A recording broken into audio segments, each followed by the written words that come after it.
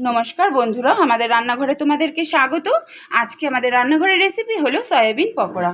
অসাধারণ একটি স্ন্যাক্স নিয়ে কিন্তু চলে এসেছি। সন্ধেবেলা চায়ের সাথে এই স্ন্যাক্সটা অবশ্যই একদিন বাড়িয়ে খাবে, দেখবে অসাধারণ লাগবে। ছোট থেকে বড় সবাই কিন্তু চেয়ে চেয়ে খাবে, নিমেষেই প্লেট ফাঁকা হয়ে যাবে। চা দিয়ে, সস দিয়ে অথবা স্যালাড দিয়ে খেয়ে দেখো। যদি ভালো লাগে অবশ্যই একটা লাইক করে কমেন্ট করে দিয়ে যাও, কেমন লাগলো জানিও। সঙ্গে থেকে দেখে নাও কিভাবে বানালাম। আজকে তোমাদের সোয়াবিন দিয়ে একটা খুব সুন্দর সন্ধেবেলার নাস্তা করে দেখাবো। তার জন্য দেখো আমি এখানে 100 গ্রামের থেকে একটু কম সোয়াবিন নিয়ে নিয়েছি। সোয়াবিনটা আমি হালকা ভাপ দিয়ে নিয়েছি। 2টো মুরগির ডিম সেদ্ধ করে নিয়েছি। আর এরকম মাঝারির থেকেও ছোট সাইজের 4 পিস আলু নিয়ে নিয়েছি। আলুটাও আমি সেদ্ধ করে নিয়েছি। মশলার জন্য একটা বড় সাইজের পেঁয়াজ কুচো করে নিয়েছি ছোট ছোট করে। 5-6টা মতন কুচো লঙ্কা নিয়ে নিয়েছি। কারি পাতা নিয়েছি 1 টেবিল চামচ। এখানে আদা রসুনের পেস্ট নিয়ে নিয়েছি। আদা বাটাটা নিয়েছি 1 চা চামচ, আর রসুন বাটা 1/2 চা চামচ। এখানে ধনে, জিরের গুঁড়ো, হলুদ গুঁড়ো, গোলমরিচ গুঁড়ো, চিলি ফ্লেক্স আর কাশ্মীরি লঙ্কার গুঁড়ো নিয়ে নিয়েছি। সবার প্রথমেই কড়াইটা গরম করে সাদা তেল দিয়ে দিয়েছি। তেলটা আমার গরম হয়ে গেছে। সোয়াবিনগুলো সেদ্ধ করে রেখেছিলাম আগে থেকেই, তোমাদের বললাম। সোয়াবিনটা আমি একটু ভালো করে ভেজে নিচ্ছি। সোয়াবিনটা এইভাবে ভেজে নিয়ে করলে সোয়াবিনের মধ্যে দেখবে একটা হালকা স্মেল থাকে, সেই স্মেলটা কিন্তু চলে যাবে। অসাধারণ স্বাদের কিন্তু এই পকোড়া বলো বা চপ বলো, করে দেখাচ্ছি, দেখে নেবে সঙ্গে থেকে। অসাধারণ লাগে এটা। সন্ধ্যেবেলা টিফিন খাওয়ার জন্য চা দিয়েও ভালো লাগে, সস দিয়েও খুব ভালো লাগে খেতে।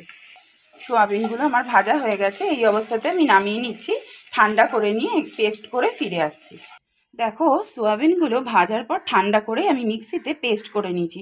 নিশ্চয়ই বুঝতে পারছো, একটু খিঁচ রেখে কিন্তু বেটেছি, ঠিক আছে?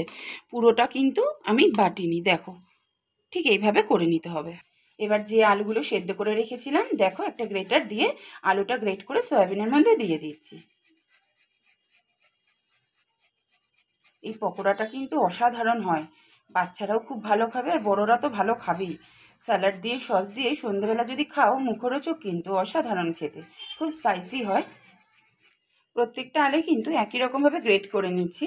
তোমরা চাইলে হাত দিয়ে চটকেও দিতে পারো, কিন্তু ওইভাবে দিলে কিন্তু অনেক সময় ডেলা থেকে যায়, তাতে চপটা ভাজার সময় অসুবিধা হয়। কিন্তু গ্রেট করলে একই রকমভাবে দেখো কত ঝিরিঝিরি করে আলুগুলো পড়ছে। 4টে আলুই কিন্তু গ্রেট করে নিয়েছি। আলুটা গ্রেট হয়ে গেছে। এবার সেদ্ধ ডিম দুটোও দেখো একই রকমভাবে গ্রেট করে নিচ্ছি, নিশ্চয়ই দেখতে পাচ্ছ। সেদ্ধ ডিমগুলোও ঠিক এইভাবে গ্রেট করে সোয়াবিন আর আলুর মধ্যে দিয়ে দিতে হবে।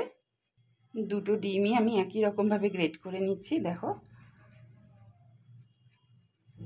ডিমগুলো গ্রেট করা হয়ে গেছে। এবার কুচনো পেঁয়াজগুলো এর মধ্যে দিয়ে দিচ্ছি। লঙ্কা কুচিগুলো দিয়ে দিলাম। কারি পাতা কুচি দিলাম। রসুন বাটা, আদা বাটা। কারি পাতার বদলে তোমরা চাইলে ধনে পাতাও দিতে পারো, কিন্তু পকোড়াতে, সয়াবিনের পকোড়াতে কিন্তু কারি পাতা দিলে স্বাদটা খুব সুন্দর হয়। যে মশলাগুলো তোমাদেরকে আগেই দেখিয়ে রেখেছিলাম, সব গুঁড়ো মশলাগুলোই দিয়ে দিলাম। পরিমাণ মতন লবণটা দিয়ে দিচ্ছি। 1/2 চামচ চিনি দিয়ে দিলাম। চিনিটা কিন্তু অপশনাল, যদি তোমাদের চিনি খেতে ভালো না লাগে চিনি দিও না, কিন্তু যেহেতু সোয়াবিনে একটু চিনি না দিলে কীরকম যেন লাগে খেতে। 2টো স্লাইস পাউরুটি নিয়ে নিয়েছি আমি, জাস্ট বাইন্ডিংয়ের জন্য এটা দিচ্ছি। হাতে ছিঁড়ে ছিঁড়ে টুকরো করে দিয়ে দিচ্ছি এর মধ্যে। 2টো পাউরুটি আমি এরকম ছোটো ছোটো হাত দিয়ে ছিঁড়ে ছিঁড়ে দিয়ে দিলাম। হাত দিয়ে পাউরুটিগুলো খুব ভালোভাবে চটকে নিতে হবে। সব উপকরণ দিয়ে হাত দিয়ে ঠিক দেখো এইভাবে চটকে চটকে প্রত্যেকটা উপকরণ খুব সুন্দরভাবে মিশিয়ে মেখে নিতে হবে। হাত দিয়ে দেখো খুব সুন্দরভাবে কিন্তু মাখাটা আমার রেডি হয়ে গেছে। পাউরুটি দিলে কিন্তু বাইন্ডিংটা খুব সুন্দর হয়। এবার হাতে ছোট ছোট করে এরকম দলা করে নেব, গোল গোল করে হাত দিয়ে একটু প্রেস করে করে। দেখো, ঠিক আটার লেচিটা আমরা যেরকম গোল করার পরে হাত দিয়ে প্রেস করি, ঠিক এইভাবে করে নিতে হবে। একই রকমভাবে আরও একটা দলা নিয়ে নিয়েছি। ডিম দেওয়ার জন্য কিন্তু এর স্বাদটা অনেকটাই বেড়ে যাবে। অবশ্যই কিন্তু বাড়িতে বানিয়ে খাবে, দেখবে খুব টেস্টি হয় খেতে। আরও একটা হয়ে গেল রেডি। সবকটাই একই রকমভাবে করে আমি ফিরে আসছি। প্রত্যেকটা গোল্লাই দেখো একই রকমভাবে আমি তৈরি করে নিয়েছি, নিয়ে একটা প্লেটের মধ্যে রেখে দিয়েছি। কড়াইতে আমি সাদা তেল গরম বসিয়ে দিয়েছি। তেলটা গরম হতে হতে একটা গোলা বানিয়ে নিচ্ছি। একটা স্টিলের বাটির মধ্যে দেখো আমি 3 টেবিল চামচ মতন ময়দা নিয়ে নিয়েছি। তার মধ্যে অল্প একটু লবণ দিয়ে দিলাম। গোলমরিচ গুঁড়ো দিয়ে দিলাম 1/2 চা চামচের থেকে অনেকটা কম। চামচ দিয়ে ভালো করে নেড়ে নিলাম।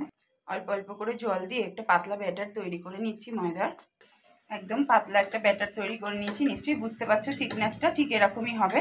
যে গোল বলগুলো বানিয়ে রেখেছিলাম, একটা করে বল, এই মিশ্রণের মধ্যে দিয়ে দেখো চামচে করে একটু গায়ে লাগিয়ে নিতে হবে, তারপর চামচে করে তুলে নেব। তেল গরম হয়ে গেছে, তেলের মধ্যে এরকম একটা করে বল ছেড়ে দিচ্ছি। আবার একটা বল ময়দার গোলার মধ্যে দিলাম, দিয়ে চামচ দিয়ে ভালো করে গায়ে লাগিয়ে নিলাম, আবার ছেড়ে দিলাম। 4টে বল দেখো আমি তেলের মধ্যে দিয়ে দিয়েছি। এই সময় কিন্তু তেলটা লো টু মিডিয়াম ফ্লেমে রাখতে হবে, খুব বেশি বাড়ানো যাবে না, তাহলে কিন্তু লাল হয়ে যাবে, ভেতরটা কাঁচা থেকে যাবে। 2 মিনিট মতন এক পিঠটা ভেজে আবার এক পিঠগুলো এরকম খুন্তি দিয়ে একটু এদিক ওদিক করে দিতে হবে। সব দিকটাই কিন্তু খুব ভালোভাবে ঘুরিয়ে ঘুরিয়ে ভেজে নিতে হবে। হালকা হালকা দেখো ব্রাউন কালার হতে শুরু করেছে, একদম কিন্তু আঁচ এই সময় বাড়ানো যাবে না, ঠিক এইভাবেই কিন্তু প্রত্যেক কটা ভেজে নিতে হবে। পকোড়াগুলো কিন্তু আমার ভাজা হয়ে গেছে। এক একটা ব্যাচ ভাজতে কিন্তু 4 থেকে 5 মিনিট মতন টাইম লাগবে। এবার আমি তুলে নিচ্ছি। একটা প্লেটের মধ্যে টিস্যু পেপার পেতে নিয়েছি, তার মধ্যে দেখো পকোড়াগুলো তুলে আমি রাখছি। এক্সট্রা তেলটা টিস্যু পেপারের মধ্যে শুষে নেবে। আবার আমি বলগুলো দেখো ময়দার গোলায় কোটিং করে নিচ্ছি, তেলের মধ্যে একই রকমভাবে ছেড়ে দিচ্ছি। সবকটা কিন্তু একই রকমভাবে ভেজে নেব। সেকেন্ড ব্যাচেরগুলো দেখো লো টু মিডিয়াম ফ্লেমে এপিট ওপিট করে ঘুরিয়ে ঘুরিয়ে এরকম ব্রাউন কালার করে আমি ভেজে নিয়েছি। এই অবস্থায় তুলে নেব।